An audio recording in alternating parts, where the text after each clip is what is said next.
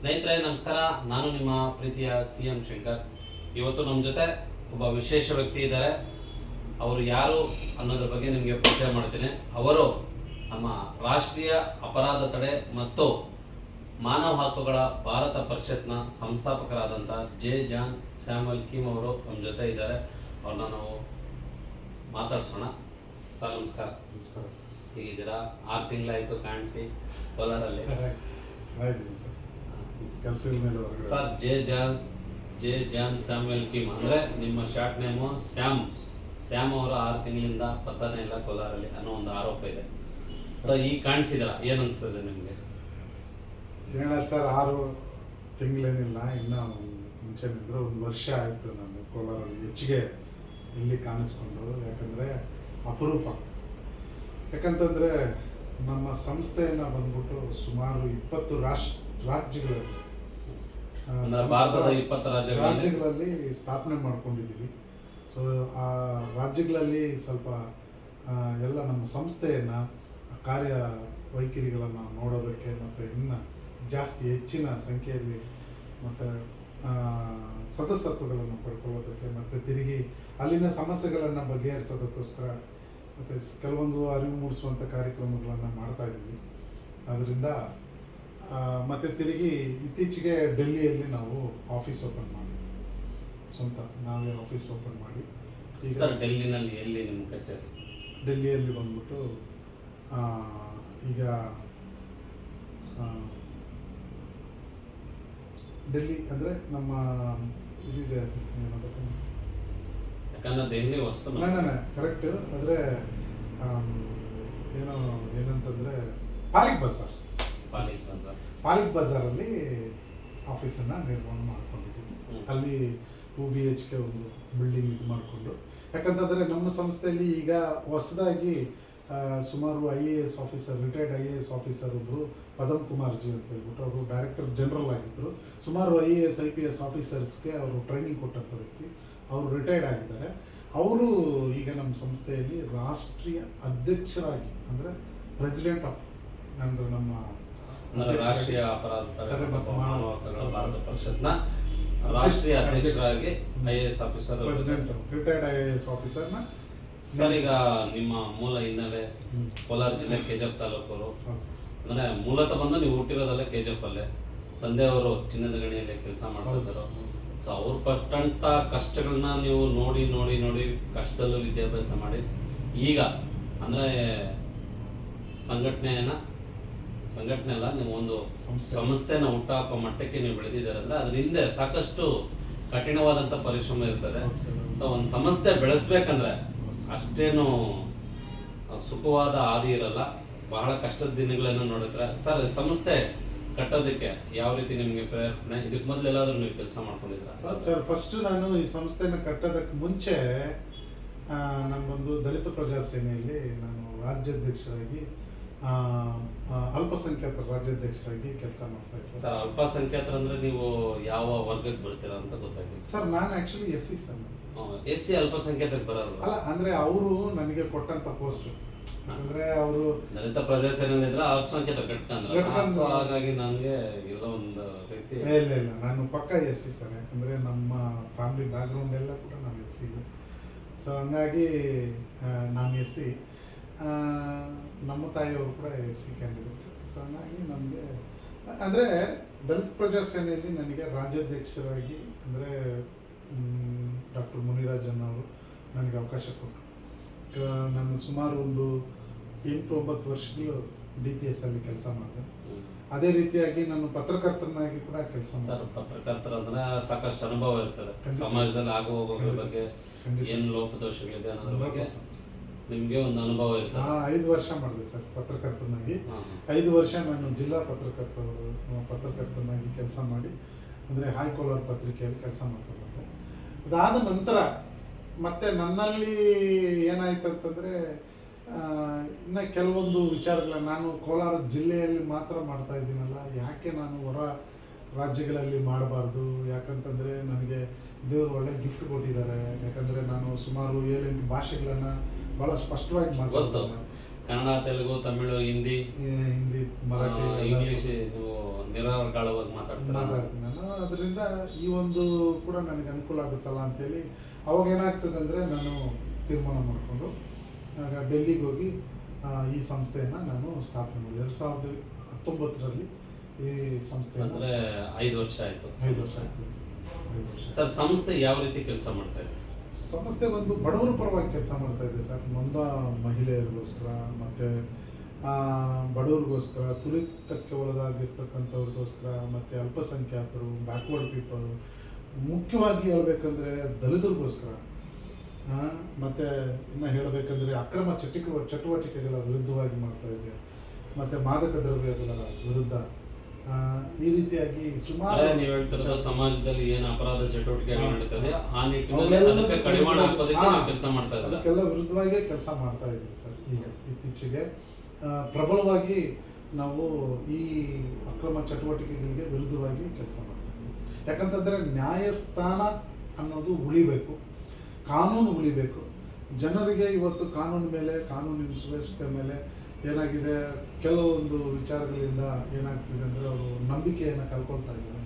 ನಮಗೆ ನ್ಯಾಯ ಸಿಗ್ತಾ ಇಲ್ಲ ಅಂತ, ನ್ಯಾಯ ಸತ್ತೋಗಿದೆ ಅನ್ನೋ ರೀತಿಯಲ್ಲಿ ಜನರ ಸ್ಪಂದನೆ ಇದೆ. ಅದಕ್ಕೋಸ್ಕರ ನಾವು ಆ ರೀತಿ ಆಗಬಾರ್ದು. ನ್ಯಾಯ ವ್ಯವಸ್ಥೆ ಅನ್ನೋದು ಬದುಕಿದೆ, ಪ್ರತಿಯೊಬ್ಬರಿಗೂ ನ್ಯಾಯ ಸಿಗುತ್ತೆ. ಯಾಕಂದರೆ ನಮ್ಮ ರಾಜ್ಯ, ನಮ್ಮ ದೇಶ ಬಂದ್ಬಿಟ್ಟು ಭಾಳ ಸಂವಿಧಾನ ಅಡಿಯಲ್ಲಿ, ಮತ್ತು ನಮ್ಮ ದೇಶ ಬಂದ್ಬಿಟ್ಟು ಯಾವುದೇ ಬೇರೆ ದೇಶಗಳಲ್ಲಿ ಇಲ್ಲದಂತಹ ಒಂದು ಡೆಮಾಕ್ರೆಟಿಕ್ ಪ್ರಜಾಪ್ರಭುತ್ವವಲ್ಲ ನಮ್ಮ ದೇಶ ಇದು.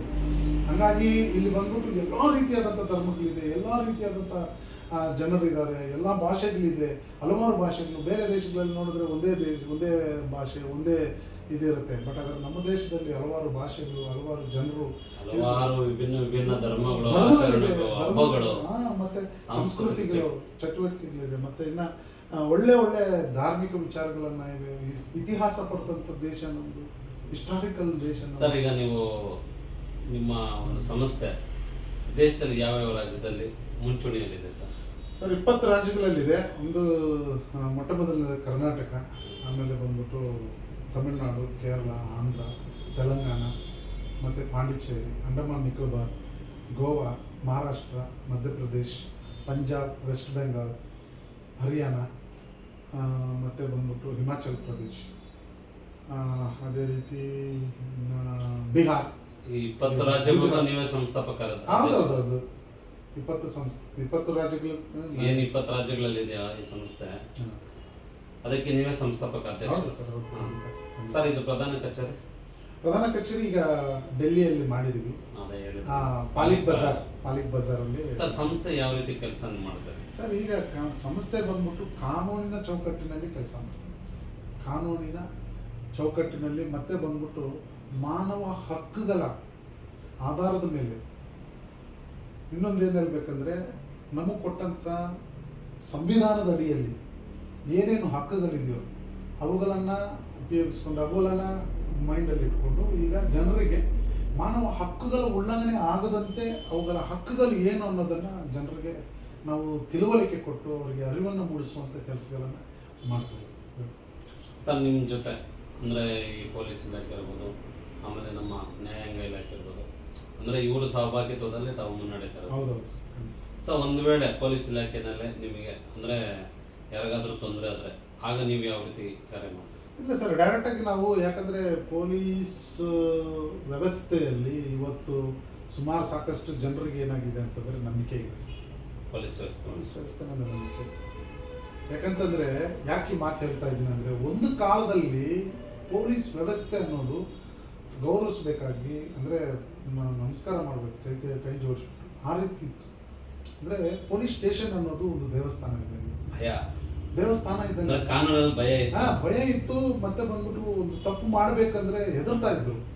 ಇವತ್ತೇನಾಗ್ಬಿಟ್ಟಿದ್ದಾರೆ, ತಪ್ಪು ಮಾಡೋಣ ಬಿಡು, ಏನಿದೆ, ಪೊಲೀಸವ್ರನ್ನ ನಾವು ಮ್ಯಾನೇಜ್ ಮಾಡ್ಕೋಬೋದು ಅನ್ನೋ ರೀತಿಯಲ್ಲಿ ಬಂದಿದೆ. ಇಲ್ಲಾಂತಂದರೆ ರಾಜಕೀಯ ನಾಯಕರನ್ನ ಅಡ್ಡ ಇಟ್ಕೊಂಡು ಏನಾದರೂ ಮಾಡ್ಬೋದು, ಬಿಡಿಸ್ಕೋಬೋದು, ತಪ್ಪಿಸ್ಕೋಬೋದು, ಇಲ್ಲಾಂದರೆ ದುಡ್ಡು ಕೊಟ್ಬಿಟ್ಟು ಏನು ಬೇಕಾದರೂ ಮಾಡ್ಕೋಬೋದು ಅನ್ನೋ ಒಂದು. ಕಾನೂನಲ್ಲಿ ಇದಕ್ಕೆಲ್ಲ ಅವಕಾಶ ಇದೆಯಾ? ಇಲ್ಲ ಸರ್, ಕಾನೂನಲ್ಲಿ ಅವಕಾಶ ಇಲ್ಲ. ನೀವೀಗ ಹೇಳಿದ್ರಲ್ಲ, ದುಡ್ಡು ಕೊಟ್ಟು ಏನು ಬೇಕಾದ್ರೂ ಮಾಡೋದು ಅನ್ನುವಂಥ ಭಾವನೆ, ಮನಸ್ಥಿತಿ ಬಂದ್ಬಿಟ್ಟಿದೆ. ಆದರೆ ಕಾನೂನೆಲ್ಲ ವ್ಯವಸ್ಥೆ ಇಲ್ಲ. ಕಾನೂನು ಭಾಳ ಶಕ್ತಿಯುಳ್ಳದು. ನಮ್ಮ ಕಾನೂನು ಅನ್ನೋದು ಬಂದು ನಮ್ಮ ದೇಶದಲ್ಲಿ ಕಾನೂನು ಭಾಳ ಪವರ್ಫುಲ್ ಕಾನೂನು ಇದೆ. ಆದರೆ ಸಿಸ್ಟಮ್ನ ಕಳ್ಕೊಂಡ್ಬಿಟ್ಟಿದ್ದಾರೆ ಅಷ್ಟೇ. ಅಂದ್ರೆ ಕಾನೂನು ಭಯ ಇದೆ, ಅಂದ್ರೆ ಕಾನೂನು ನಡ್ಸ್ಕೊಂಡು ಹೋಗ್ತಾರೆ ರೀತಿ ಸರಿ ಇಲ್ಲ ಸಿಸ್ಟಮ್ ಅಂತ. ಹೋಗ್ಬಿಟ್ಟಿದೆ, ಆ ರೀತಿ ಹೋಗ್ಬಿಟ್ಟಿದೆ. ಅದರಿಂದ ಏನಾಗಿದೆ ಅಂದ್ರೆ ಜನರಲ್ಲಿ ಈ ಭಯ ಅನ್ನೋದು ಇಲ್ದಿರ ಹೋಗ್ಬಿಟ್ಟಿದೆ. ನೋಡ್ಕೊಳ್ಳೋಣ ಬಿಡು ಏನು ಅನ್ನೋ ತರ ರೀತಿಯಲ್ಲಿ ವರ್ತಿಸ್ತಾರೆ. ಅಂದ್ರೆ ಕೇಸ್ ಆಗಿದೆ ನೋಡ್ಕೊಳ್ಳೋಣ ಬಿಡು, ನಮ್ಮ ಕೈಲೂ ತಾಕತ್ತಿದೆ ಅನ್ನೋ ಮಟ್ಟಕ್ಕೆ ಜನ ಅಂದ್ರೆ ಉಡಾಫೆಲ್ ಮಾತಾಡೋ ಮಟ್ಟಕ್ಕೆ ಮಾಡ್ತಾ ಇದ್ದಾರೆ. ಆದ್ರೆ ಪೊಲೀಸ್ ಅನ್ನೋದು ಬಂದ್ಬಿಟ್ಟು ನಿಜವಾಗ್ಲೂ ಹೇಳ್ಬೇಕಂದ್ರೆ ಪೊಲೀಸ್ಗೆ ಒಂದು ಒಳ್ಳೆ ಇದಿದೆ. ಬಟ್ ಅದನ್ನ ಪೊಲೀಸ್ ಅವ್ರು ಏನ್ ಮಾಡ್ತಿದ್ದಾರೆ ಅಂದ್ರೆ ಕೆಲವೊಂದು ಅಧಿಕಾರಿಗಳಿದ್ದಾರೆ ಒಳ್ಳೆ ನಿಷ್ಠಾವಂತರು, ಪ್ರಾಮಾಣಿಕರು, ಹೆಸರಿದೆ. ಒಳ್ಳೆ ಹೆಸರುವಾಸಿಯಾದಂಥ ಪೊಲೀಸ್ ಆಫೀಸರ್ಸ್ ಇದ್ದಾರೆ. ಅವ್ರು ನೋಡಿದ್ರೆ ಕೈ ಮುಗಿಬೇಕನ್ಸುತ್ತೆ, ಮತ್ತೆ ಅವ್ರಿಗೆ ಅಷ್ಟೊಂದು ಗೌರವ ಕೊಡ್ಬೇಕನ್ಸುತ್ತೆ. ಕೆಲವರು ಕೆಳಗಡೆ ಮಾಡುವಂತ ಪೊಲೀಸ್ ಅಧಿಕಾರಿ ಸಣ್ಣ ಪಟ್ಟ ತಪ್ಪುಗಳಿಂದ ಎಲ್ರಿಗೂ ಗೌರವ ಇಲ್ಲ ಸರ್. ಈಗ ಸಂಸ್ಥೆ ಇತ್ತೀಚಿನ ಅಂದ್ರೆ 5 ವರ್ಷ ಆಯ್ತು ಸಂಸ್ಥೆ ಶುರುವಾಗಿ. ಸರ್ ಏನೇನು ಕಾರ್ಯಕ್ರಮ ಮಾಡ್ತಾ ಬಂದಿದೆ ಸರ್? ಇದುವರೆಗೂ ನಾವು ಮಾಡ್ತಾ ಬಂದಂತ ಕಾರ್ಯಕ್ರಮಗಳು ಮೇನ್ ಏನಂತಂದ್ರೆ ಅರಿವು ಮೂಡಿಸುವಂತ ಅರಿವು ಅಂದ್ರೆ ಕಾನೂನು ಅರಿವು ಅಂದ್ರೆ ಮಾನವ ಹಕ್ಕುಗಳ ಬಗ್ಗೆ ಅರಿವು ಮೂಡಿಸ್ತಾರೆ. ಯಾಕಂದ್ರೆ ನಮ್ಮ ಮಾನವ ಹಕ್ಕುಗಳು ಅನ್ನೋದೇ ಬಂದ್ಬಿಟ್ಟು ಸಂವಿಧಾನದಡಿಯಲ್ಲಿ ಬಂದಿರ್ತಕ್ಕಂಥ ಮೂಲಭೂತ ಹಕ್ಕುಗಳು. ಜನರಿಗೆ ಏನಾಗಬೇಕು, ತಿಳುವಳಿಕೆ, ಫಂಡಮೆಂಟಲ್ ರೈಟ್ಸ್ ಜನರಿಗೆ ಅರಿವಾಗಬೇಕು ಮೇಯ್ನು. ಇವಾಗ ಕೂಡ ಸುಮಾರು ಜನರಿಗೆ, ಸಾಕಷ್ಟು ಜನರಿಗೆ ಏನು ಗೊತ್ತಿಲ್ಲ ಅಂತಂದ್ರೆ ಮೂಲಭೂತ ಹಕ್ಕುಗಳ ಬಗ್ಗೆನೇ ಗೊತ್ತಿಲ್ಲ, ತಿಳುವಳಿಕೆ ಇಲ್ಲ ಸರ್ ಅವ್ರಿಗೆ. ಯಾಕಂತಂದ್ರೆ ಈ ಮೂಲಭೂತ ಹಕ್ಕುಗಳ ಬಗ್ಗೆ ತಿಳುವಳಿಕೆ ಯಾರು ಕೊಡಬೇಕು? ಕಾನೂನು ಕೊಡಬೇಕು, ಮತ್ತೆ ಬಂದ್ಬಿಟ್ಟು ಕಾನೂನು ಅಧಿಕಾರಿಗಳು, ತಜ್ಞರು ಕೊಡಬೇಕು, ಕಾನೂನು ಅಧಿಕಾರಿಗಳು ಕೊಡಬೇಕು. ಅವರು ಅಧಿಕಾರಿಗಳೇ ಬಂದ್ಬಿಟ್ಟು ಈ ಒಂದು ಅರಿವನ್ನು ಕೊಡಬೇಕಾಗಿರೋದ್ರಲ್ಲಿ ಕೊಡ್ತಾ ಇಲ್ಲ. ಹಂಗಾಗಿ ಎಲ್ಲಿ ಜನರಿಗೆ ಈ ಕಾನೂನು ಅರಿವು ಬಂದುಬಿಟ್ರೆ ಅವರು ವಿಜ್ಞಾವಂತರಾಗ್ಬಿಡ್ತಾರೆ, ಪ್ರಜ್ಞಾವಂತರಾಗ್ಬಿಡ್ತಾರೆ, ಪ್ರಶ್ನೆ ಕೇಳೋರಾಗ್ಬಿಡ್ತಾರೆ. ಅವಾಗ ನಮ್ಮನ್ನ ಬಂದ್ಬಿಟ್ಟು ಇದು ಬುದ್ಧಿವಂತರಾಗ್ಬಿಡ್ತಾರೆ. ಯಾರು ಕಾನೂನು ಅರಿವಿರ್ತದೆ ಅವ್ರು ಬುದ್ಧಿವಂತರಾಗ್ತಾರೆ, ಸಾಮಾನ್ಯವಾಗಿ ಪ್ರಶ್ನೆ ಮಾಡಕ್ ಹೋಗ್ತಾರೆ. ನಮ್ಮನ್ನ ಪ್ರಶ್ನೆ ಮಾಡಬಾರ್ದು ಕೆಲವೊಂದು ವರ್ಗ ಇರೋದ್ರಿಂದ. ನನಗೆ ಗೊತ್ತಿದ್ದಂಗೆ ಸರ್, ಕಾನೂನು ಅರಿವು ಮಾಡುವುದಕ್ಕೋಸ್ಕರವಾಗಿ ಎಷ್ಟೋ ಸರ್ಕಾರದಿಂದ ಅನುದಾನಗಳು ಬಿಡುಗಡೆ ಆಗ್ತಿದೆ. ಅದೆಲ್ಲ ಎಲ್ಲೂ ಹೋಗ್ತಿದೆ, ಮಾಡ್ತಾ ಇಲ್ಲ. ಈಗ ಸಮಾಜ ಕಲ್ಯಾಣ ಇಲಾಖೆಯವರು ಮಾಡಬೇಕಾಗಿರೋದೇನು, ಅರಿವು ಮೂಡಿಸೋ ಕಾರ್ಯಕ್ರಮ ಮಾಡಬೇಕು. ಮತ್ತೆ ಇವರು ಯಾರು, ಲೇಬರ್ ಡಿಪಾರ್ಟ್ಮೆಂಟ್, ಕಾರ್ಮಿಕ ಇಲಾಖೆಯವರು, ಅವರು ಅರಿವು ಮೂಡಿಸುವಂತ ಕಾರ್ಯಕ್ರಮ ಮಾಡಬೇಕು. ಆರೋಗ್ಯ ಇಲಾಖೆಯವರು ಅವ್ರು ಕಾನೂನು ಅರಿವು ಮೂಡಿಸುವಂತ ಕಾರ್ಯಕ್ರಮ ಮಾಡಬೇಕು, ಮಾಡ್ತಾ ಇಲ್ಲ. ಪೊಲೀಸ್ ಇಲಾಖೆಯವರು ಮಾಡಬೇಕಾಗಿರೋದು. ಪೊಲೀಸ್ ಇಲಾಖೆ ಮಾಡ್ತಾರಲ್ಲ, ಪ್ರತಿ ವರ್ಷನೂ ನವೆಂಬರ್ ಮಾಯಿಲ್ಲ ಡಿಸೆಂಬರ್ ಮಾಯಿಲ್ಲ ಅಪರಾಧ ತಡೆ ಅದು ಮಾಡ್ತಾರೆ ಸರ್, ಅದು ಮಾಡ್ತಾರೆ. ಬಟ್ ಇನ್ನೊಂದೇನು ಗೊತ್ತಾ, ಅರಿವು ಅಂದ್ರೆ ಏನಂತಂದ್ರೆ ಈಗ ಇದು ಟ್ರಾಫಿಕ್ ರೂಲ್ಸ್ ಬಗ್ಗೆ ಇರ್ಬೇಕು ಸರ್. ಸಂಚಾರದ ನಿಯಮಗಳ ಬಗ್ಗೆ ಪಾಲನೆ ಮಾಡಬೇಕಾಗಿರುವಂತದ್ದು ಕೂಡ ಅರಿವು ಮೂಡಿಸ್ಬೇಕು ಅವರು. ಮತ್ತೆ ಇನ್ನೊಂದೇನಂತಂದ್ರೆ ಇವಾಗ ಸೈಬರ್ ಕ್ರೈಮ್ ಜಾಸ್ತಿ ಹೆಚ್ಚಾಗ್ತಾ ಇದೆ. ಸೈಬರ್ ಕ್ರೈಮ್ ಬಗ್ಗೆ ಅರಿವು ಮೂಡಿಸ್ಬೇಕಾಗಿರುವ ಇದಿದೆಯಲ್ಲ, ಅದನ್ನು ಮಾಡ್ಬೇಕು ತಾನೆ ಪೊಲೀಸ್ ವ್ಯವಸ್ಥೆ, ಅವ್ರು ಮಾಡಬೇಕು. ಆದ್ರೆ ಅವರು ಮಾಡ್ತಾ ಇಲ್ಲ. ಸೊ ಹಂಗಾಗಿ ನಮ್ಮ ಸಂಸ್ಥೆ ದಿನಗಳಲ್ಲಿ ಸೈಬರ್ ಕ್ರೈಮ್ ಅಂದ್ರೆ ವಂಚಕರು ಜಾಸ್ತಿ ಆಗಿದೆ. ಹೌದು ಸರ್, ಇದ್ರ ಬಗ್ಗೆ ನೀವೇನಾದ್ರು? ಹೌದು ಸರ್, ಯಾಕಂದ್ರೆ ಇದ್ರ ವಿಚಾರದಲ್ಲಿ ಟೋಟಲ್ ಸಿಸ್ಟಮ್ ಫೇಲ್ ಆಗ್ಬಿಟ್ಟಿದೆ. ಇವತ್ತು ಸುಮಾರು ಕೋಟ್ಯಾಂತರ ರೂಪಾಯಿ. ಇನ್ನೊಂದು ಹೇಳ್ಬೇಕಂದ್ರೆ ಹೆಣ್ಣು ಮಕ್ಕಳು, ವಯಸ್ಸಿಗೆ ಬಂದಂತ ಹೆಣ್ಣು ಮಕ್ಕಳು ಎಷ್ಟೋ ಮಂದಿ ಆತ್ಮಹತ್ಯೆಗೆ ಮಾಡ್ಕೊತಿದ್ದಾರೆ, ಸೂಸೈಡ್ ಮಾಡ್ಕೊತಿದ್ದಾರೆ. ಬಿಕಾಸ್ ಆಫ್ ಈ ಒಂದು ಸೈಬರ್ ಕ್ರೈಮಿಂದ ಸುಮಾರು ಜನ ಸೂಸೈಡ್ ಮಾಡ್ಕೊಳ್ಳುವಂತ ಪರಿಸ್ಥಿತಿ ಬಂದಿದೆ. ಯಾಕಂತಂದ್ರೆ ಮೋಸ ಹೋಗಿ ಸಾಮಾಜಿಕ ಜಾಲತಾಣದಲ್ಲಿ ಎಲ್ಲ ಒಂದ್ ಕಡೆ ಪ್ರೀತಿ ಅಂಕುರ ಬಳಿಕ ಮದುವೆ ಮಾಡ್ಕೊಂಡು ಅದನ್ನ ಇಟ್ಕೊಂಡು ಬ್ಲಾಕ್ ಮೇಲ್ ಮಾಡೋದು, ಅದನ್ನ ಇಟ್ಕೊಂಡು ಅವ್ರನ್ನ ಎದುರಿಸೋದು, ಬ್ಲಾಕ್ ಮೇಲ್ ಮಾಡೋದು, ಅದರಿಂದ ದುಡ್ಡು ತಗೊಳ್ಳೋದು, ಅದರಿಂದ ಒಡವೆಗಳನ್ನ ಇದು ಮಾಡ್ಕೊಳ್ಳೋದು, ಆ ರೀತಿ ಹೊರಗಡೆ ಹೇಳ್ಕೊಳ್ಳಾರ್ದೆ ಮಾನಸಿಕವಾಗಿ ಕೊನೆಗೆ ಆತ್ಮಹತ್ಯೆ. ಸರ್, ಇಂಥ ಒಂದು ಪ್ರಕರಣಗಳಲ್ಲಿ ಅಂದ್ರೆ ನೀವು ಏನ್ ಹೇಳೋದಕ್ಕೆ ಇಷ್ಟಪಡ್ತೀರಾ? ಯಾವ ರೀತಿ ಇದು ಒಂದು ನಿಮ್ಮ ಸಂಸ್ಥೆ ಇದೆಯಲ್ಲ, ಸೈಬರ್ ಅಪರಾಧಗಳು ತಡೆಯೋದಕ್ಕೆ ಏನಾದರೂ ಪ್ರಯತ್ನ ಪಡ್ತಾ ಇಲ್ಲ ಸರ್? ಮಾಡ್ತಾ ಇದ್ದೀವಿ ಸರ್. ಜನಗಳಲ್ಲಿ ಯಾವ ರೀತಿ ಜಾಗೃತಿ ಸರ್? ಜನಗಳಲ್ಲಿ ಬಂದ್ಬಿಟ್ಟು ಮೊಟ್ಟ ಮೊದಲನೇದಾಗಿ ಏನಂತಂದ್ರೆ ಈ ಸೈಬರ್ ಕ್ರೈಮ್ಗೆ ಕೆಲಸ. ಇವತ್ತು ಕೆಲವರು ಬರ್ತಾರೆ, ಸರ್ ನಮ್ಗೆ ಈ ಥರ ಆಗಿದೆ, ಇಷ್ಟು ದುಡ್ಡು ನಾವು ಕಳ್ಕೊಂಡಿದ್ದೀವಿ, ಇಷ್ಟು ಅನ್ಯಾಯ ಆಗಿದೆ, ಇಷ್ಟು ಜನ ಮೋಸ ಮಾಡಿಬಿಟ್ಟಿದ್ದಾರೆ, ಪ್ರೀತಿಯಲ್ಲಿ ವಂಚನೆ ಆಗಿದ್ದೀನಿ, ಈಗ ನನ್ನನ್ನು ಬಳಸ್ಕೊಂಡು ಮತ್ತೆ ನನ್ನ ಉಪಯೋಗಿಸ್ಕೊಂಡು ನನ್ನ ಕೆಡಿಸ್ಬಿಟ್ಟ, ಈ ರೀತಿಯಾದಂಥ ಅಪರಾಧಗಳೆಲ್ಲ ಬರ್ತಾ ಇದೆ, ದೂರುಗಳು. ಅವಾಗ ನಾವು ಹೇಳೋದು ಏನಂತಂದ್ರೆ ಅವ್ರಿಗೆ, ಯಾಕೆ ನೀವು ಅದಕ್ಕೆ ತಾವು ಕೊಡ್ತೀರಿ, ನೀವು ಯಾಕೆ ಅದರಲ್ಲಿ ಇನ್ವಾಲ್ವ್ ಆಗ್ತೀರಿ? ಫಸ್ಟ್ ನಾವು ಅದನ್ನ ನೀವು ಜಾಗೃತಿ ಇರ್ರಿ. ಈಗ ಮೊಬೈಲ್ ಇದೆ, ಮೊಬೈಲಲ್ಲಿ ಬಂದ್ಬಿಟ್ಟು ಒಬ್ಬರು ನಿಮ್ಮನ್ನು ಆಕರ್ಷಿಸ್ತಾನೆ, ನಿಮಗೆ ಒಂದು ಅಟ್ರಾಕ್ಟ್ ಕೊಡ್ತಾನೆ. ಅವಾಗ ಯಾಕೆ ನೀವು ಅದು ಬಲೆಗೆ ಬೀಳ್ತೀರಾ? ಅವ್ನು ಬಲೆ ಬೀಸಿದಾಗ ನೀವು ಯಾಕೆ ಅದರಲ್ಲಿ ಬೀಳ್ತೀರಾ? ಎಚ್ಚರಿಕೆ ವಹಿಸ್ರಿ. ಎಷ್ಟೊಂದು ನೀವು ಓದ್ತಾ ಇದ್ದೀರಿ, ಎಜುಕೇಶನ್ ಇದೆ, ಬಟ್ ಇದರಿಂದ ಇತ್ತೀಚಿನ ದಿನಗಳಲ್ಲಿ ವಿದ್ಯಾವಂತರೇ ಈ ತರ ಆಗ್ತದೆ ಅಪರಾಧಗಳಲ್ಲಿ ಅಂದ್ರೆ ಹೆಚ್ಚಾಗಿ ಮೋಸ ಹೋಗ್ತಾರದು ವಿದ್ಯಾವಂತರೇ. 100% ವಿದ್ಯಾವಂತರೇ ಹೋಗ್ತಾ ಇರೋದು. ಯಾಕಂದ್ರೆ ಅದು ಗೊತ್ತಿದೆ. ಇನ್ನೊಂದು, ಇವಾಗ ಸುಮಾರು ಅವಿದ್ಯಾವಂತರು ಕೂಡ ಇವಾಗ ಇಂಥವುಗಳಲ್ಲಿ ಇದಾಗ್ತಾ ಇದೆ ಸರ್. ಈಗ ಎಮ್ಮೆಗಳನ್ನ, ಹಸುಗಳನ್ನ ಮೇಯಿಸ್ಕೊಂಡು ಹೋಗ್ತಾ ಇರ್ತಕ್ಕಂಥ ವ್ಯಕ್ತಿ ಕೂಡ ಇವತ್ತು ಆಂಡ್ರಾಯ್ಡ್ ಫೋನ್ ಮೇಂಟೈನ್ ಮಾಡ್ತಿದ್ದಾರೆ. ಮತ್ತೆ ಯೂಟ್ಯೂಬ್, ಫೇಸ್ಬುಕ್, ಲೈವ್ ಗೊತ್ತು, ಎಲ್ಲ ಅಂದ್ರೆ ದೇಶದಲ್ಲಿ ಎಲ್ಲಿ ಯಾವುದೇ ವಿಶ್ವದಲ್ಲಿ ಯಾವ ಮೂಲೆಯಲ್ಲಿ ಏನಾಗ್ತದೆ ಅನ್ನೋದು ಎಲ್ಲ ಗೊತ್ತಿದೆ ಸರ್, ಎಲ್ಲ ಗೊತ್ತಿದೆ. ಬಟ್ ಆದ್ರೆ ಇವುಗಳೆಲ್ಲ ತಿಳ್ಕೊಂಡಿದ್ದಾರೆ, ಆದ್ರೂ ಮೋಸ ಹೋಗ್ತಾನೆ ಸರ್. ಸಂಸ್ಥೆ ಈಗ ಆಂಧ್ರದಲ್ಲಿ ಜಾಸ್ತಿ ಅಂದ್ರೆ ಫಾಸ್ಟ್ ಆಗಿ ಓಡ್ತಾ ಇದೆ. ಹೆಂಗೆ ಸರ್ ಆಂಧ್ರದಲ್ಲಿ? ನೀವು ಆಂಧ್ರದಲ್ಲಿ ಸುಮಾರು 26 ಜಿಲ್ಲೆಗಳಿದೆ. 23 ಜಿಲ್ಲೆಗಳಲ್ಲಿ ಅಧ್ಯಕ್ಷರುಗಳನ್ನ ನೇಮಕ ಮಾಡಿ, ಅಂದರೆ ಪ್ರೆಸಿಡೆಂಟ್ಸ್ನ, ಜಿಲ್ಲಾ ಅಧ್ಯಕ್ಷರುಗಳನ್ನ ನೇಮಕ ಮಾಡಿ ಅವ್ರಿಗೆ ಜವಾಬ್ದಾರಿಗಳನ್ನು ಕೊಟ್ಟಿದ್ದೀವಿ. 23 ಜಿಲ್ಲೆಗಳಲ್ಲಿ 23 ಜಿಲ್ಲೆಗಳಲ್ಲಿ. ತಮಿಳುನಾಡಲ್ಲಿ ಹೆಂಗೆ ಸಾಧ್ಯ ಸರ್ ಇದು? ಸರ್ ಅದು ಯಾಕಂದ್ರೆ ಸಂಸ್ಥೆಯ ನೀತಿ ನಿಯಮಗಳನ್ನ ಜನರು ಏನ್ ಮಾಡ್ತಿದ್ದಾರೆ, ಅದನ್ನ ಒಪ್ಕೋತಿದ್ದಾರೆ, ಅಕ್ಸೆಪ್ಟ್ ಮಾಡ್ತಿದ್ದಾರೆ, ಅಂಗೀಕರಿಸಿ. ಅಂದ್ರೆ ಸಂಸ್ಥೆ ಮಾಡ್ತಾರ ಒಳ್ಳೆ ಕೆಲಸಗಳಿಂದ ಮೆಚ್ಚಿ ಅವರೇ ಬರ್ತಾ ಇದ್ದಾರೆ. ಖಂಡಿತ ಬರ್ತಾ ಇದ್ದಾರೆ. ಅವರು ಈ ಸಂಸ್ಥೆಯಲ್ಲಿ ಭಾಗಿಯಾಗಬೇಕು, ನಮಗೂ ನ್ಯಾಯ ಸಿಗಬೇಕು, ನಮಗೂ ಅನುಕೂಲ ಆಗಬೇಕು, ಮತ್ತೊಬ್ಬರಿಗೂ ಅನುಕೂಲ ಆಗಬೇಕು ಅನ್ನೋ ರೀತಿಯಲ್ಲಿ ಸಾಕಷ್ಟು ಜನ ಬಂದು ಇದರಲ್ಲಿ ಭಾಗಿಗಳಾಗ್ತಾ ಇದ್ದಾರೆ. ಸರ್ ಸಂಸ್ಥೆಯಲ್ಲಿ ಇದುವರೆಗೂ ಎಷ್ಟು ಜನ ನೋಂದಣಿ ಮಾಡ್ತಿದ್ದಾರೆ? ಸುಮಾರು 80,000 ಜನಕ್ಕೆ ಮೇಲ್ಪಟ್ಟು ಮಾಡ್ತಾರೆ. 80,000 ಜನ. 80,000 ಜನ. ಸಾಧ್ಯ ಸರ್ ಇದು 80,000 ಜನ?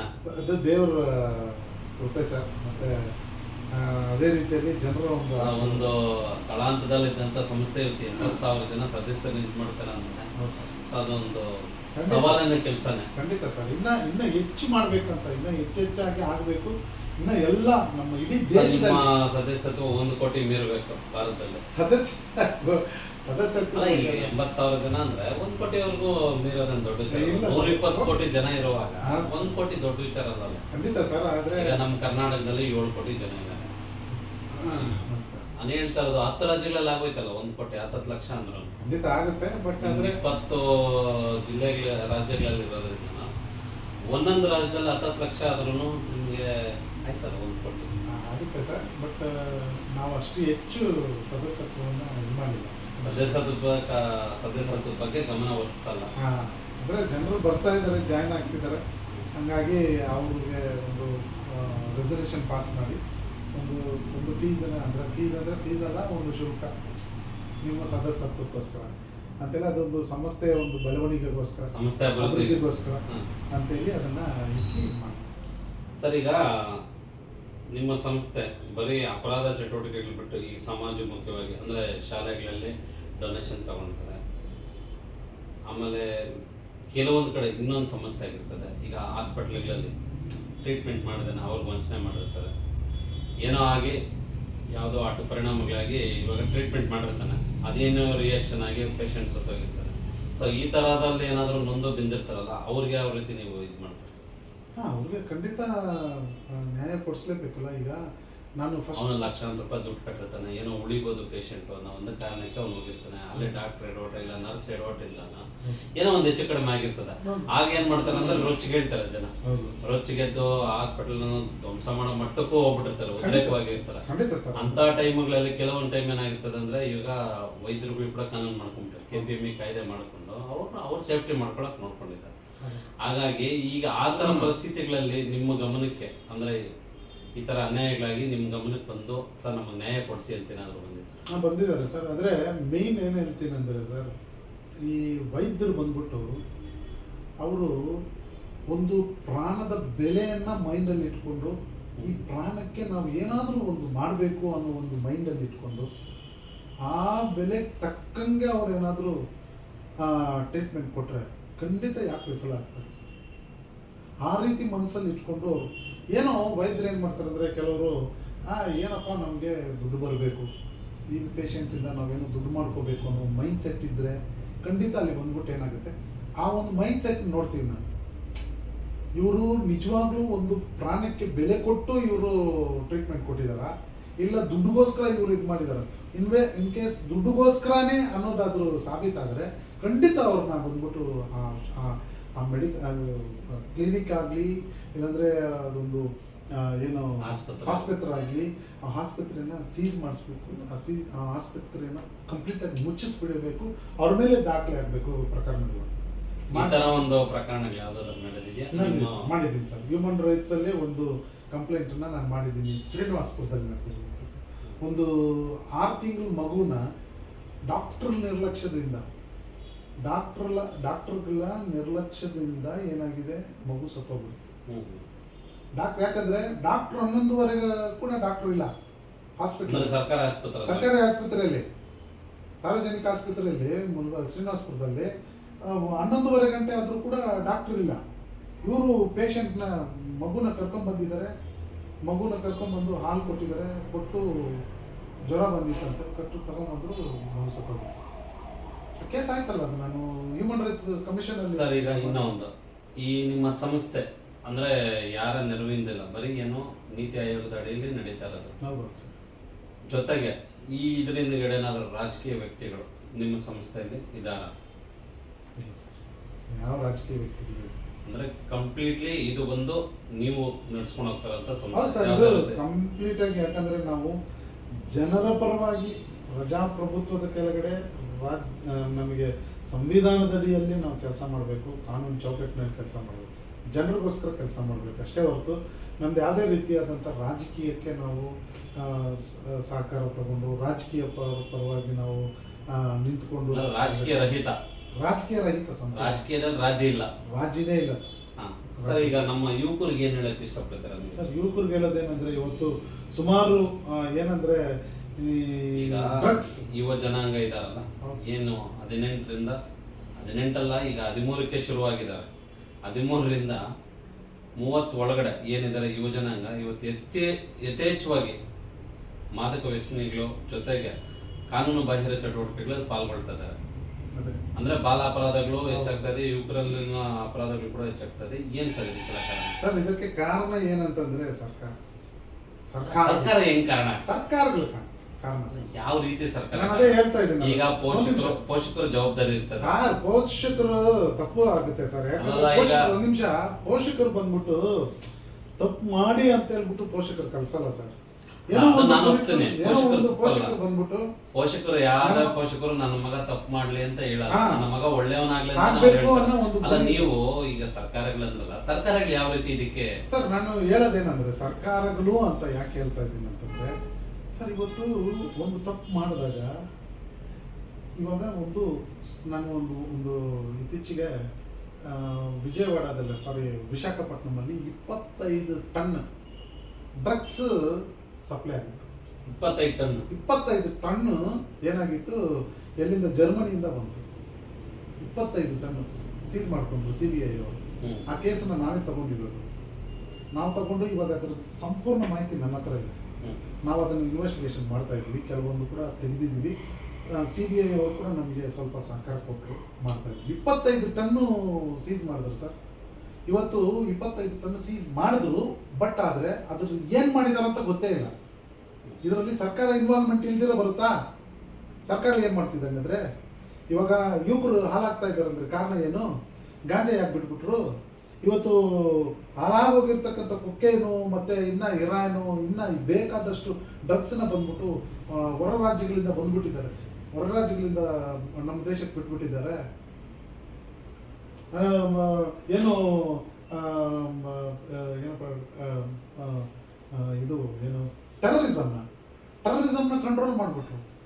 ಯಾವುದೇ ಟೆರರಿಸಮ್ ಒಳಗಡೆ ಬರಬಾರ್ದು, ಯಾವುದೇ ರೀತಿಯಾದಂಥ ಇದು ನಡಿಬಾರ್ದು ಅಂತೇಳಿ ಅದನ್ನು ಕಂಟ್ರೋಲ್ ಮಾಡಿದ್ರು. ಬಟ್ ಆದರೆ ಈ ಡ್ರಗ್ಸನ್ನು ಬಿಟ್ಬಿಟ್ರಲ್ಲ ದೇಶದೊಳಗಡೆ.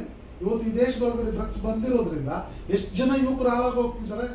ಅದಕ್ಕೆ ತಂದೆ ತಾಯಿಗಳಿಗೆ ಏನು ಗೊತ್ತು, ತಂದೆ ತಾಯಿಗಳು ಪಾಪ ನನ್ನ ಮಗ ಬಂದ್ಬಿಟ್ಟು ಚೆನ್ನಾಗಿ ಓದಲಿ, ಅವನು ಒಂದು ವಿದ್ಯಾವಂತನಾಗಲಿ, ಒಂದು ಒಳ್ಳೆ ಸ್ಥಾನಕ್ಕೆ ಬರಲಿ, ಪಾಪ ಅವರು ಹೊಟ್ಟೆ ಕಟ್ಕೊಂಡು ಊಟ ಇಲ್ದಿರ ನೀರು ಇಲ್ದಿರ ಉಪವಾಸ ಇದ್ಕೊಂಡು ಕೂಲಿ ನಾಲಿ ಮಾಡ್ಕೊಂಡು ಸಾಲ ಲಕ್ಷಾಂತರ ರೂಪಾಯಿ ಸುರಿದು ಮಕ್ಕಳನ್ನ ಓದಿಸ್ತಾ ಇದ್ರೆ, ಆದ್ರೆ ಸರ್ಕಾರ ಏನ್ ಮಾಡ್ಬೇಕು ಸರ್?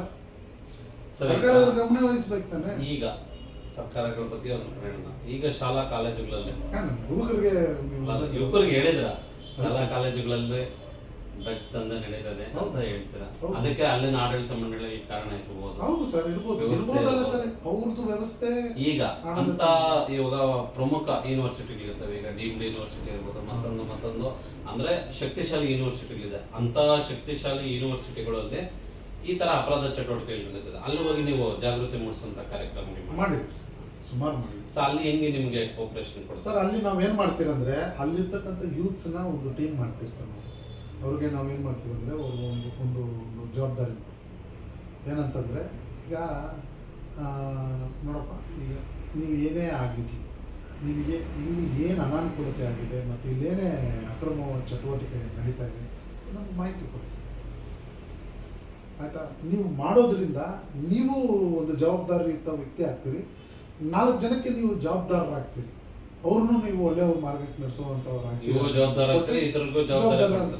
ಆ ರೀತಿಯಾಗಿ ಅವ್ರ ಹತ್ರ ನಾವು ಇನ್ಫಾರ್ಮೇಶನ್ ಕಲೆಕ್ಟ್ ಮಾಡ್ಕೊತೀವಿ. ಇನ್ ಕೇಸ್ ಆ ಥರ ಏನಾದರೂ ಅಕ್ರಮ ಚಟುವಟಿಕೆ ಕಂಡು ಬಂದಲ್ಲಿ ಇಮಿಡಿಯೇಟ್ ಆಗಿ ಕಾನೂನು ರೀತಿಯಲ್ಲಿ ನಾವು ಆ ಇಲಾಖೆಗೆ, ಏನು ಇಲಾಖೆ ಇದೆ ಆ ಇಲಾಖೆಗೆ ನಾವು ಮಾಹಿತಿ ಕೊಟ್ಟು ನಾವು 100% ಸಂವಿಧಾನದ ಅಡಿಯಲ್ಲಿ ಹೋರಾಟ ಮಾಡೇ ಮಾಡ್ತೀವಿ. ಅಲ್ಲಿ ಅದನ್ನು ಕಡೆಗಟ್ಟೆ ಕಟ್ತೀವಿ. ಇಲ್ಲ, ಅಲ್ಲಿ ಬರಲೇಬಾರ್ದು, ನಿರ್ಮೂಲ ಆಗಬೇಕು. ಯಾಕಂತಂದರೆ ಮಕ್ಕಳ ಭವಿಷ್ಯತ್ತು. ಮಕ್ಕಳು ಇವತ್ತು ಈ ದೇಶಕ್ಕೆ ಮೂಳೆಲುಬು ಸರ್, ಬೆನ್ನೆಲುಬು, ಮೂಳೆ ಎಲುಬು ಅಂದರೆ ಬ್ಯಾಕ್ ಬೋನ್ ಅಂತ, ಬ್ಯಾಕ್ ಮೂಳೆ ಎಲುಬು. ಅವರು ಬೆನ್ನೆಲುಬು ಅಂತ. ಮತ್ತೆ ಇನ್ನೊಂದೇನೆಂದರೆ, ಅವ್ರು ಬಂದ್ಬಿಟ್ಟು ಈ ದೇಶಕ್ಕೆ ಒಂದು ಒಂದು ಭವಿಷ್ಯತ್ತು, ಅಂದರೆ ಒಂದು ಭವಿಷ್ಯ, ಈ ದೇಶ ಉಜ್ವಲವಾದ ಭವಿಷ್ಯ ಯುವಕರು ಅಂತ. ಯುವಕರು ಇವತ್ತು ಬಂದ್ಬಿಟ್ಟು ಏನಿಲ್ಲ, ಡ್ರಗ್ಸ್ಗೆ ಅಡಿಕ್ಟ್ ಆಗ್ಬಿಟ್ಟು, ಗಾಂಜಾಗೆ ಎಷ್ಟು ಜನ ಸೈಕೋಗ್ಲಾಗಿದ್ದಾರೆ ಗೊತ್ತಾ ಸರ್? ಸ್ಟೂಡೆಂಟ್ಸ್, ತಂದೆ ತಾಯಿಗಳು ಬನ್ನಿ ಬೆಂಗಳೂರು ತೋರಿಸ್ತೀನಿ, ಎಷ್ಟೋ ಜನ ತಂದೆ ತಾಯಿ ಮಹಾನಗರಗಳಲ್ಲಿ ಅದು ಇದೆ. ಇವತ್ತು ಯಥೇಚ್ಛವಾಗಿ ನಡೀತಾ ಇದೆ, ಗ್ರಾಮಗಳಲ್ಲಿ ಕೂಡ ನಡೀತಾ ಇದೆ ಸರ್, ಗ್ರಾಮಗಳಲ್ಲಿ ಕೂಡ ನಡೀತಾ ಇದೆ. ಇಂಥ ಒಂದು ಪರಿಸ್ಥಿತಿ ನಿರ್ಮಾಣ ಆಗ್ಬಿಟ್ಟಿದೆ ಸರ್. ಅದಕ್ಕೆ ನಮ್ಗೆ ಏನಂತಂದ್ರೆ, ಇವತ್ತು ನನ್ನ ಮಕ್ಕಳಾಗಲಿ, ನಿಮ್ಮ ಮಕ್ಕಳಾಗಲಿ, ನಮ್ಮೆಲ್ಲರ ಮಕ್ಕಳಾಗಲಿ, ಅಧಿಕಾರಿಗಳ ಮಕ್ಕಳು ಕೂಡ ಇದ್ದಾರಲ್ಲ ಓದ್ಕೊಂಡು, ಅವ್ರ ಜೀವನ ಹಾಳಾಗೋದ್ರೆ ಯಾರು? ಅದಕ್ಕೋಸ್ಕರ ನಾವು ಒಂದು ಜವಾಬ್ದಾರಿಯುತದಿಂದ ನೋಡಿ. ಈಗ ಚಿತ್ತೂರಲ್ಲಿ ಒಂದು ರ್ಯಾಲಿ ಮಾಡಿದೆ ನಾನು, 13,000 ಸ್ಟೂಡೆಂಟ್ಸ್ ಇಟ್ಕೊಂಡು ರ್ಯಾಲಿ ಮಾಡಿದೆ. ಡ್ರಗ್ಸ್ ವಿರುದ್ಧವಾಗಿದೆ, ನನ್ನ ಹತ್ರ ಎಲ್ಲ ರಿಪೋರ್ಟ್ ಮಾಡಿದೆ. ಯಶಸ್ವಿ ಆಯಿತು. ಎಷ್ಟು ಇದಾಯಿತು ಗೊತ್ತಾ? ಅಷ್ಟರೊಳಗೆ ಎಲೆಕ್ಷನ್ ಬಂತು. Home minister, Andhra Pradesh home minister Taneti Vanitha madam ಅವರು ನಮ್ಮನ್ನು ಇನ್ವೈಟ್ ಮಾಡಿ ನಮ್ಮನ್ನು ಅಪ್ರಿಷಿಯೇಟ್ ಮಾಡಿದ್ರು. ಏನಂತಾರೆ, ಸರ್ ಎಕ್ಸಲೆಂಟ್ ವರ್ಕ್ ಮಾಡ್ತಾ ಇದ್ದೀರಾ ನೀವು, ಈ ವಿಷಯದಲ್ಲಿ ನಿಮ್ಗೆ ಏನು ಸಾಥ್ ಬೇಕು ನಾವು ಕೊಡ್ತೀವಿ, ನಮ್ಮ ಕಾನ್ಸ್ಟಿಟ್ಯೂಯೆನ್ಸಲ್ಲಿ ಮಾಡಿ, ನೀವು ನಾನು ನಿಮ್ಮ ಜೊತೆಲಿ ಬರ್ತೀನಿ, ನಮ್ಮ ಇಡೀ ಇದರಲ್ಲಿ ಮಾಡಿ, ಏನಂತ ಈಗ ರಾಜ್ಯದಲ್ಲಿ ಮಾಡಿ. ಈಗ ಇತ್ತೀಚೆಗೆ ನಮ್ಮ ಪವನ್ ಕಲ್ಯಾಣ್ ಆಗಲಿ ಮತ್ತು ಚಂದ್ರಬಾಬು ನಾಯ್ಡು ಅವರಾಗಲಿ, ಅವರು ಕೂಡ ಏನಂತಿದ್ದಾರೆ ಅಂದರೆ, ನಮಗೆ ಎಲೆಕ್ಷನ್ ಮುಂದೆ ನಾವು ಅವ್ರನ್ನ ಮೀಟ್ ಮಾಡಿದಾಗ ಏನಂದ್ರು, ಸರ್ ನಿಮ್ಮಂಥವ್ರು ನಮ್ಗೆ ಬೇಕಾಗಿದೆ, ಖಂಡಿತ ನೀವು ಬನ್ನಿ, ನಾವು ಸಪೋರ್ಟ್ ಮಾಡ್ತೀರಿ ಸರ್ಕಾರದ ವತಿಯಿಂದ, ಆಂಧ್ರದಲ್ಲಿ ಮಾಡಿ, ಇಂಥ ಡ್ರಗ್ಸನ್ನು ನಿರ್ಮೂಲನೆ ಮಾಡಿ ಸಪೋರ್ಟ್ ಕೊಡ್ತೀವಿ ಅಂತ. ಈ ರೀತಿ ಎಲ್ಲ ರಾಜ್ಯಗಳಲ್ಲೂ ಮಾಡ್ತಾ ಬರ್ತಾ ಇದ್ದೀವಿ. ಸೊ ಹಿಂಗಾಗಿ ಯುವಕರು ನಾನು ಹೇಳೋದೇನೆಂದರೆ, ಯುವಕರು ಬಂದ್ಬಿಟ್ಟು ಎಚ್ಚೆತ್ಕೋಬೇಕು, ಭವಿಷ್ಯವನ್ನು ಗುರ್ತಿಟ್ಕೋಬೇಕು. ತಂದೆ ತಾಯಿಗಿನ ಮೇಯ್ನು, ನಿಮ್ಮ ತಂದೆ ತಾಯಿಗಳು ಎಷ್ಟು ಕಷ್ಟಪಡ್ತಿದ್ದಾರೆ ಅನ್ನೋದನ್ನು ಮೈಂಡಲ್ಲಿ ಇಟ್ಕೊಂಡು ನೀವು ಬದುಕನ್ನು ಕಟ್ಕೊಳ್ಳಿ. ಚೆನ್ನಾಗಿ ವಿದ್ಯಾವಂತರಾಗಿ, ಬುದ್ಧಿವಂತರಾಗಿ, ಒಳ್ಳೆಯ ರೀತಿಯಲ್ಲಿ ನೀವು ಭವಿಷ್ಯತ್ತನ್ನು ಕಟ್ಕೋಬೇಕಂತೇಳಿ ನಾನು ಇಷ್ಟಪಡ್ತೀನಿ. ಸರ್, ಈಗ ಸಂಸ್ಥೆ ಇನ್ನೂ ಯಶಸ್ವಿಯಾಗಿ ಮುಂಚೂಣಿಯಲ್ಲಿ ಹೋಗ್ತಾ ಇದೆ. ಸೊ ಮುಂದಿನ ದಿನಗಳಲ್ಲಿ ಯಾವ ರೀತಿ ಏನೇನು ಕಾರ್ಯಕ್ರಮ ಹಮ್ಮಿಕೊಳ್ತಾರೆ? ಅದು ಈಗ 26 ಡ್ರಗ್ಸ್ ಡೇ ಬರ್ತದೆ ಸರ್, ಅಂತಾರಾಷ್ಟ್ರೀಯ ಮಾದಕ ವ್ಯಸನಗಳ ವಿರೋಧಿ ದಿನಾಚರಣೆ ಬರ್ತಿದೆ. ಅದಕ್ಕೆ ಬೆಂಗಳೂರಲ್ಲಿ ಒಂದು ದೊಡ್ಡ ಮಟ್ಟದಲ್ಲಿ ರ್ಯಾಲಿ ಮಾಡಬೇಕಂತೇಳಿ ನಿರ್ಧಾರ ಮಾಡ್ಕೊಂಡಿದ್ದೀನಿ. ಅದೇ ರೀತಿಯಲ್ಲಿ ಆಂಧ್ರ, ತಮಿಳುನಾಡು, ಕೇರಳ, ಮಹಾರಾಷ್ಟ್ರ, ವೆಸ್ಟ್ ಬೆಂಗಾಲ್, ಪಂಜಾಬ್, ಡೆಲ್ಲಿ ಎಲ್ಲ ಕಡೆಗೂ ಬಂದ್ಬಿಟ್ಟು ಈ ಒಂದು ದಿನಾಚರಣೆಯನ್ನು ರ್ಯಾಲಿ ಮುಖಾಂತರ ಮಾಡಿಸಿ, ಅಂದ್ರೆ ಅರಿವು ಮೂಡಿಸೋದನ್ನ ರ್ಯಾಲಿ ಮುಖಾಂತರ, ಅಂದ್ರೆ ಜನಗಳಲ್ಲಿ, ಯುವಕರಲ್ಲಿ ಅರಿವು ಮೂಡಿಸೋದಕ್ಕೋಸ್ಕರ ರ್ಯಾಲಿ ಮಾಡ್ತಾರೆ. ರ್ಯಾಲಿ ಮುಖಾಂತರ ಜನರಿಗೆ ಎಲ್ರಿಗೂ ಗೊತ್ತಾಗಬೇಕು, ಮತ್ತು ಈ ಡ್ರಗ್ಸ್ ಬಂದ್ಬಿಟ್ಟು ನಿಯಂತ್ರಣ ಆಗಬೇಕು, ಈ ಡ್ರಗ್ಸ್ನ ತಡೆಗಟ್ಟಬೇಕು. ಫಸ್ಟ್ ಆಫ್ ಆಲ್ ಏನಂದರೆ ಈ ಅಕ್ರಮ ಚಟುವಟಿಕೆಗಳೆಲ್ಲ ಕೂಡ ನಿರ್ಮೂಲನೆ ಆಗಬೇಕು. ಅಕ್ರಮ ಚಟುವಟಿಕೆಗಳು ನಿರ್ಮೂಲನೆಗೊಂಡ್ರೆ ದೇಶ ಚೆನ್ನಾಗಿರ್ತದೆ, ಆರಾಮಾಗಿ ಎಲ್ಲರೂ ಚೆನ್ನಾಗಿರ್ತಾರೆ, ಎಲ್ಲರೂ ಚೆನ್ನಾಗಿರ್ತಾರೆ. ಗಾಂಧೀಜಿ ಅವರ ಕಂಡ ಕನಸು ಅಹಿಂಸಾ ಮುಕ್ತ, ಖಂಡಿತ ಏನಿದೆ ಹಿಂಸೆ ಮುಕ್ತ ಖಂಡಿತ ದೇಶ ಆಗ್ತದೆ. ಹೌದು, 100% ಆಗ್ತದೆ. ಮತ್ತೆ ನಮ್ಮ ಬಾಬಾ ಸಾಹೇಬ್ ಅಂಬೇಡ್ಕರ್ ಅವರು ಏನು ನಮಗೆ ಕೊಟ್ಟಿರುವಂಥ ಸಂವಿಧಾನ, ಆ ಸಂವಿಧಾನ ಕೂಡ ಏನಾಗುತ್ತೆ ಅಂದರೆ ಯಶಸ್ವಿ ಆಗ್ತದೆ ಸರ್. ನಮ್ಮ ಬಾಬಾ ಸಾಹೇಬ್ ಅಂಬೇಡ್ಕರ್ ಆಗಲಿ, ಗಾಂಧಿ ಆಗಲಿ, ಯಾರೆಲ್ಲ ನಮ್ಮ ಮಹಾನಾಯಕರು ಹೋರಾಟದವರೆಲ್ಲರೂ ಕೂಡ ಅವರ ಆತ್ಮಶಾಂತಿ ಸಿಗುತ್ತೆ, ಅವರೆಲ್ಲ ನೋಡಿ ಖುಷಿ ಪಡ್ತಾರೆ. ಸರ್, ಒಳ್ಳೇದಾಗಲಿ, ಸಂಸ್ಥೆ ಇನ್ನೂ ಒಂದು ಉನ್ನತ ಮಟ್ಟಕ್ಕೆ ಹೋಗಲಿ ಅಂತ ಹೇಳ್ತಾ ಈ ಒಂದು ಸಂದರ್ಶನ ಮುಗಿಸೋಣ. ಸೊ ಮುಂದಿನ ದಿನಗಳಲ್ಲಿ ನಿಮ್ಮನ್ನ ಭೇಟಿ ಆಗುವಂಥ ಅವಕಾಶಗಳು ನಮಗೂ ಸಿಗ್ತದೆ. ಯಾಕಂದ್ರೆ ನೀವು ಮಾಡೋಂಥ ಕೆಲಸಗಳನ್ನ ನಾವು ನೋಡ್ತಾನೆ ಬರ್ತಾ ಇದ್ವಿ ಸರ್. ಆಮೇಲೆ ನಿಮ್ಮ ಮೇಲೆ ಒಂದು ಆರೋಪ ಇದೆ, ಶ್ಯಾಮ್ ಅವರು 6 ತಿಂಗಳಿಂದ ಪತ್ತನೇ ಇಲ್ಲ, ಆಫೀಸ್ ಮುಚ್ಚಿಬಿಟ್ಟಿದ್ದಾರೆ. ಇಲ್ಲ ಸರ್, ಅಲ್ಲ ಸಂಸ್ಥೆನ ಕೈ ಬಿಟ್ಟಿದ್ದಾರೆ ಅಂತ ಒಂದು ಆರೋಪ ಇದೆ. ಯಾಕೆ, ಏನಿದು? ಇಲ್ಲ ಸರ್, ನಾನು ನೋಡಿ ಒಂದು ವಿಷಯ ಹೇಳ್ತೀನಿ. ನಮ್ಮ ಸಂಸ್ಥೆ ಬಂದ್ಬಿಟ್ಟು ಯಶಸ್ವಿಯಾಗಿ ಹೋಗ್ತಾ ಇದೆ. ಇನ್ನೊಂದೇನೆಂದರೆ, ಇಲ್ಲಿ ಕೋಲಾರದಲ್ಲಿ ಬಂದ್ಬಿಟ್ಟು ಕೆಲವರು ಸರಿಯಾದ ರೀತಿಯಲ್ಲಿ ನನ್ನ ಜೊತೆಯಲ್ಲಿದ್ದಂಥವರು ನನಗೆ ಸಹಕಾರ ಕೊಟ್ಟಿಲ್ಲ. ನಾನು ಅವ್ರನ್ನ ನಂಬಿದೆ, ಬಟ್ ಅವ್ರು ನನಗೆ ಸರಿಯಾದ ರೀತಿಯಲ್ಲಿ ಸಹಕಾರ ಕೊಟ್ಟಿಲ್ಲ. ನನ್ನಲ್ಲಿ ಕೂಡ ಕೆಲವೊಂದು ತಪ್ಪುಗಳಿದೆ ಸರ್, ನಾನು ಒಪ್ಕೊತೀನಿ. ಯಾಕಂದರೆ ಮನುಷ್ಯ ಅಂದ ಮೇಲೆ ತಪ್ಪುಗಳಿಲ್ದಿರೋ ವ್ಯಕ್ತಿ ಯಾರೂ ಇಲ್ಲ. ಆದ್ರೆ ಮಾಡೋದ ವ್ಯಕ್ತಿ ಇಲ್ಲ, ತಪ್ಪು ಮಾಡ್ತಾನೆ ಹೋದ್ರೆ ಅದು ತಪ್ಪು, ತಪ್ಪು ತಪ್ಪು ಮಾಡ್ಕೊಂಡು ತಿದ್ದುಕೊಂಡ್ರೆ ಅದು ಒಳ್ಳೆಯದು. ಈಗ ನಾನು ತಪ್ಪನ್ನ ತಿದ್ದುಕೊಂಡಿದ್ದೀನಿ ಕೆಲವೊಂದು. ಈಗ ಸುಮಾರು ಕೇಸ್ಗಳು, ಎಷ್ಟೋ ನಾನು ಕಾರ್ಯಕ್ರಮಗಳನ್ನು ಮಾಡಿದ್ದೀನಿ, ಅದರಲ್ಲಿ ಒಂದು 2-3 ಫೇಲಿಯರ್ ಆಗಿದೆ. ಎಕ್ಸಾಮ್ ಪಾಸ್ ಆಗಲ್ಲ, ಎಲ್ಲೋ ಒಂದ್ ಕಡೆ ಸಬ್ಜೆಕ್ಟ್ ಫೇಲ್ ಆಗ್ಬಿಟ್ಟಿದ್ದೀನಿ. ನಾನು ಫೇಲ್ ಆಗ್ಬಿಟ್ಟಿದ್ದೀನಲ್ಲ, ಆ ಫೇಲ್ ಆಗ್ಬಿಟ್ಟಿರೋ ಸಬ್ಜೆಕ್ಟ್ನ ಇಟ್ಕೊಂಡು ಅದನ್ನೇ ದೊಡ್ಡದಾಗಿ ಮಾಡಿಬಿಟ್ಟು ಇವತ್ತು ಏನು ಮಾಡ್ತಾರೆ ಅಂದರೆ, ನನ್ನನ್ನು ಕಾಲು ಎಳೆಯೋ ಕೆಲಸ ಮಾಡ್ತಾರೆ, ನನ್ನ ತುಳಿದು ಬಿಡ್ಬೇಕಂತೇಳಿ ಕೆಲಸ ಮಾಡ್ತಾರೆ, ಮುಗಿಸ್ಬಿಡ್ಬೇಕು ಅನ್ನೋ ಕೆಲಸ ಮಾಡ್ತಾರೆ. ಶ್ಯಾಮ್ ಕೋಲಾರಲ್ಲೇ ಇರಬಾರ್ದು ಅನ್ನೋ, ಹೆಂಗೂ ಹೊಟ್ಟೋಗಿದ್ದಾನೆ ಕೋಲಾರ ಬಿಟ್ಟು, ಹಂಗೆ ಹೊಟ್ಟೋಗ್ಬಿಟ್ಟು ಅಂತ ಜನನೂ ಇದ್ದಾರೆ. ಯಾಕಂದ್ರೆ ಇವನು ಒಳ್ಳೆ ಆಫೀಸ್ ಮಾಡಿದ್ದಾನೆ, ಚೆನ್ನಾಗಿದೆ. ಇನ್ನೊಂದೇನಂದ್ರೆ, ನಾನು ಇದುವರೆಗೂ ಕೋಲಾರ ಜಿಲ್ಲೆಯಲ್ಲಿ ಎಲ್ಲೇ ಆಗಲಿ ಯಾವ ಕಚೇರಿ ಆಫೀಸಲ್ಲಿ ಕೂಡ, ಯಾವ ಕಚೇರಿ ಇದರಲ್ಲಿ ಕೂಡ ನಾನು ಬಂದ್ಬಿಟ್ಟು ಸರ್ಕಾರಿ ಕಚೇರಿಗಳಲ್ಲಿ ಒಂದು ಹೆಜ್ಜೆ ಹಾಕಿಲ್ಲ, 1 ರೂಪಾಯಿ ನಾನು ಯಾರ ಹತ್ರನೂ ಕೈ ಚಾಚಿ ದುಡ್ಡು ತಗೊಂಡಿಲ್ಲ. ಅದಕ್ಕೆ ಇವ್ರಿಗೆಲ್ಲ ಏನಂತಂದ್ರೆ, ಇವ್ನು ಹೆಂಗಪ್ಪ ಮಾಡ್ತಾ ಇದ್ದಾನೆ, ಹೆಂಗಿದು ಮಾಡ್ತಾ ಇದ್ದಾನೆ ಅಂತ ಹೇಳ್ಬಿಟ್ಟು ಆದಾಯದ ಮೂಲ ಏನು ಅನ್ನೋದು. ಬರೀ ಒಂದು ಆಫೀಸ್ ಮಾಡ್ಕೊಂಡು ಈ ರೀತಿ ಪ್ರಚಾರ ಮಾಡ್ಕೊಂಡು ಜನಗಳ ಜೊತೆ ಇಷ್ಟು ಹೆಸರು ಗಳಿಸ್ಕೊಂಡಿದ್ದಾನಲ್ಲ, ಹೆಂಗೆ ಅದು ನನ್ನ ಆದಾಯ ಏನಂತಂದ್ರೆ ಸರ್, ಕೆಲವರು ಏನಾದ್ರು ಕಂಪ್ಲೇಂಟ್ಸ್ ಅವ್ರು ಬಂದಾಗ ಅವ್ರು ಏನಾದ್ರು ಸಂಸ್ಥೆಗೆ ಕೊಡ್ತಾರೆ, ಕೊಡ್ತಾರೆ. ಸರ್, ನೀವು ಒಳ್ಳೆ ಕೆಲಸ ಮಾಡಿದಿರಿ, ನಮ್ಗೆ ಆಯ್ತು ಅಂತ ಒಳ್ಳೇದ್ ಮಾಡಿದಾಗ ಎಲ್ಲರೂ ಒಳ್ಳೇದ ಬಯಸ್ತಾರೆ, ಕೊಡ್ತಾರೆ. ಅದನ್ನ ನಾನು ಡಿಮ್ಯಾಂಡ್ ಮಾಡಿದೆ ಅಂತ ಹೇಳ್ಬಿಟ್ಟು ಕೆಲವರು ಆಡ್ಬೋದು. ನಾನು ಯಾರ ಹತ್ರನೂ ಡಿಮ್ಯಾಂಡ್ ಮಾಡಿಲ್ಲ. ಮಾಡಿದ್ರೆ ಯಾರೇ ಆಗಲಿ. ಇನ್ನೊಂದೇನಂತಂದ್ರೆ, ನನಗೆ ಸಂಸ್ಥೆಗೆ ಬಂದ್ಬಿಟ್ಟು ಡೊನೇಷನ್ಸ್ ಈಗ, ಯಾಕಂದ್ರೆ ನಂದು ಆಡಿಟ್ ರಿಪೋರ್ಟ್ ಕರೆಕ್ಟಾಗಿದೆ, 4 ವರ್ಷದ್ದು ಆಡಿಟ್ ರಿಪೋರ್ಟ್ ಪಕ್ಕಾ ಮಾಡ್ಕೊಂಡ್ಬಿಟ್ಟಿದ್ದೀನಿ. ನಂದು ಇನ್ಕಮ್ ಟ್ಯಾಕ್ಸ್ ರಿಟರ್ನ್ಸ್ ಪಕ್ಕಾ ಇದೆ, ಎಲ್ಲ ಡಾಕ್ಯುಮೆಂಟ್ಸ್ ಇದೆ, ADG ಇದೆ ನನ್ನ ಹತ್ರ, 12A ಇದೆ ನನ್ನ ಹತ್ರ, CSR ಸರ್ಟಿಫಿಕೇಟ್ ಇದೆ ನನ್ನ ಹತ್ರ, ISO ಸರ್ಟಿಫಿಕೇಟ್ ಇದೆ ನನ್ನ ಹತ್ರ. ಹಂಗಾಗಿ ನಿಮಗೆ ಭಯ ಇಲ್ಲ. ಯಾರೇ ನಿಮ್ಮ ವಿರೋಧಿಗೆ ಬಂದು ಏನೇ ಪ್ರಶ್ನೆ ಕೇಳಿದ್ರು ನನಗೆ ಬಂದ್ಬಿಟ್ಟು ಎಲ್ಲ ರೀತಿಯಾದ ನಾನು ಕಾನೂನುಬದ್ಧವಾದಂತ ಎಲ್ಲ ಅನುಕೂಲಗಳು ನನಗಿದೆ. ಕಾನೂನುಬದ್ಧವಾಗಿ ನಡೀತದೆ, ಕಾನೂನು ಮೀರಿ ಹೋಗಲ್ಲ. ಇಲ್ಲ, ಕಾನೂನು ಮೀರಿ ಹೋದಾಗ ಅವಾಗ ಏನ್ ಬೇಕಾದ್ರೂ ಶಿಕ್ಷೆ ಆಗ್ಬೋದು. ಆ ಶಿಕ್ಷೆಗೆ ನಾನು ತಲೆಬಾಗಿಸ್ತೀನಿ. ನಾನು ತಪ್ಪು ಮಾಡಿದಾಗ ಖಂಡಿತ ನಾನು ಈಗ ಉಪ್ಪು ತಿಂದವನು ನೀರು ಕುಡಿಯಬೇಕು, ನಾನು ಅದಕ್ಕೆ ಬದ್ಧ, ಖಂಡಿತ ಮಾಡ್ತೀನಿ. ಆದ್ರೆ ಆರೋಪಗಳು ಇದಾವೆ, ಅದರದ್ದು ಸಾಬೀತಿಲ್ಲ. ಆರೋಪ ಬೇರೆ, ಅಪರಾಧ ಬೇರೆ.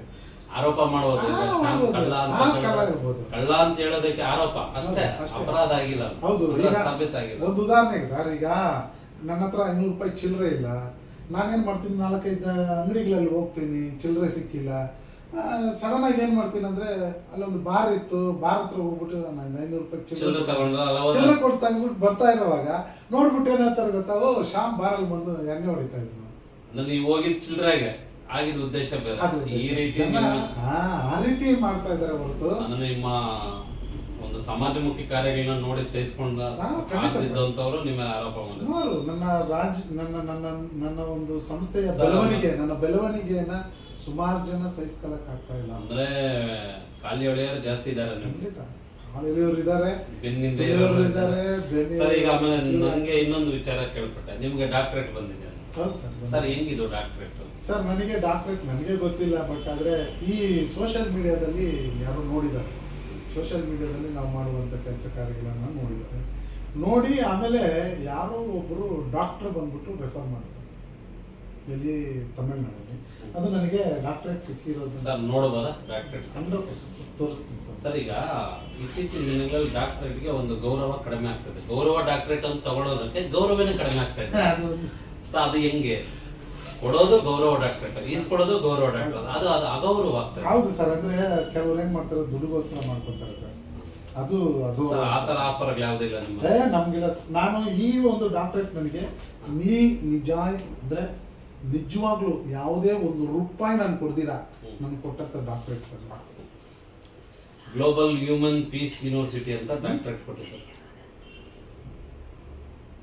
ಗ್ಲೋಬಲ್ ಹ್ಯೂಮನ್ ಪೀಸ್ ಯೂನಿವರ್ಸಿಟಿ ಅಂತ ಕೊಟ್ಟಿದ್ದಾರೆ.